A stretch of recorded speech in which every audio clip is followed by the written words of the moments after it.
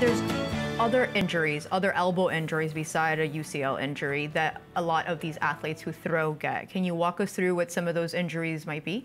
Yeah, so a lot of times what we talk about is players will get a tendonitis before they get or a muscle strain of what's called their pronator or their flexor inside their elbow. So the flexor is the muscle that sits here on the inside of you, and it tends to get tired. I mean, it's a fatigue injury. So if that's not protecting the ligament, you can wind up with the injury.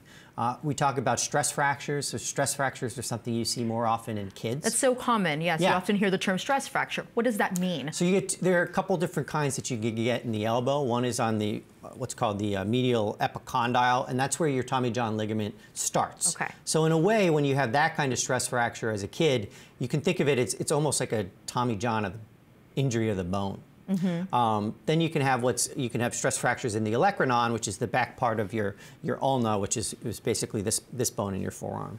Okay. And what is the ulnar neuritis? Ulnar neuritis is when the nerve itself gets irritated. So you can have that if the, like we said before, if you have a lot of inflammation in the area, it can irritate the nerve, and then you wind up with tingling in these two. And what's the fix for that?